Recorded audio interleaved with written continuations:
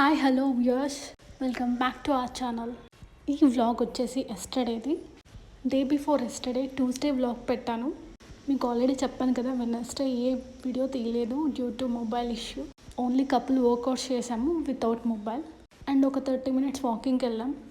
Thursday వచ్చేసి నేను workouts చేయలేదు అండ్ వాకింగ్కి వెళ్ళలేదు. బికాస్ ఫుల్ నిద్రపోయాను. థర్స్డే 7కి అలా లేచాను. ఇంకా ఆ టైంకి వాకింగ్కి వెళ్ళాలని అనిపించలేదు. At the same time workouts కూడా ఇంట్రెస్ట్ రాలేదు. బయటికి వెళ్ళి అలా వాక్ చేస్తేనే కదా కొంచెం యాక్టివ్గా ఉంటాము. ఆటోమేటిక్గా వర్కౌట్స్ కానీ ఇంట్లో కూడా ఏదైనా వర్క్స్ ఉంటే చకచకా చేసేస్తాం. సో థర్స్డే అలా లేజీ డే అయిపోయింది. బట్ ఎస్టర్డే అంటే ఫ్రైడే అయితే నేను చేశాను వర్కౌట్స్. అవే మీకు ఇప్పుడు చూపిస్తున్నాను. So this is Friday vlog. 4:30 to 5కి వాకింగ్కి వెళ్ళేసి వచ్చాము. Only 30 minutes, not more than that. ఒక 5 minutes జాగ్ చేశాను. 5 minutes కంటే ఎక్కువ చేయలేదు, మిడిల్లో గ్యాప్ వచ్చింది కాబట్టి. ఇది టచ్ ఫుట్ వర్కౌట్.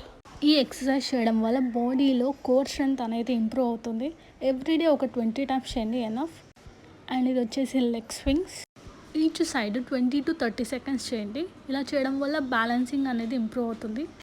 సెకండ్స్ పెట్టుకోవడం కష్టము అని ఫీల్ అయ్యేవాళ్ళు 20 times అలా చేయండి. అంటే 20 repetitions into 3 sets లాగా. ఇది వచ్చేసి ఆర్మ్ ఫ్యాట్ వర్కౌట్. దీన్ని స్టాండింగ్ ఎక్సర్సైజ్ అని కూడా అంటారు. మీరు నించున్న చోటే ఈజీగా చేసే వర్కౌట్ ఇది. ఈ స్ట్రెచ్ వచ్చేసి ఆర్మ్ సర్కిల్స్. మంచి warmup exercise and gradually increases the range of motion also. Both directions చేయండి, clock wise and anti clock wise. And remember, exercise చేశాక స్లోగా డౌన్ చేయండి మీ ఆర్మ్స్ని. ఫైనల్లీ మెడిటేషన్ చేసి వర్కౌట్స్ అన్నీ కంప్లీట్ చేశాను. నేను ఒక విషయం చెప్పాలనుకుంటున్నాను. ఇన్ని మంత్స్లో నేను మెడిటేషన్ అనేది చేస్తూ ఉన్నాను కదా. It's my personal experience. I came to know that what really my mind and my body is. ఆ రెండు మనం ఎప్పుడైతే తెలుసుకుంటామో, మనం నోటీస్ చేయగలుగుతామో, అప్పుడే మనకి కోపం అనేది తగ్గుతుంది. We will feel very patience. Literally నాకైతే చేంజెస్ అనిపిస్తున్నాయి నా లైఫ్లో కూడా. అండ్ మేనేజ్మెంట్ స్కిల్స్ నాకు ఒకప్పుడు అస్సలు లేవు. Now I was little bit better when compared to my past.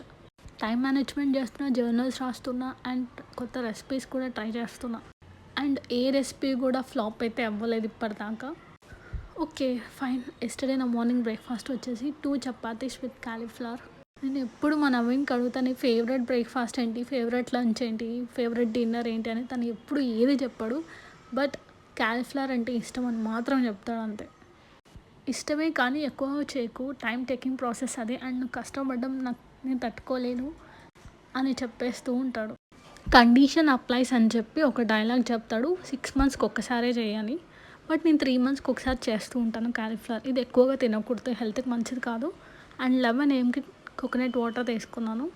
Still నాకైతే సమ్మర్లానే అనిపిస్తుంది. బాడీ డీహైడ్రేట్ అయినట్టు ఫీలింగ్ వచ్చేస్తుంది.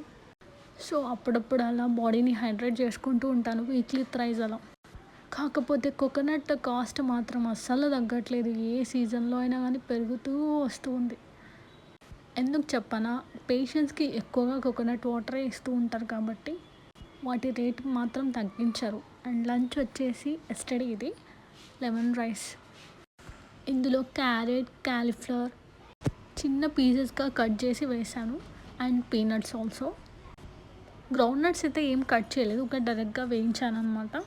అండ్ ఆఫ్టర్ లంచ్ యాజ్ యూజువల్గా బటర్ మిల్క్ తీసుకున్నాను 2 glasses.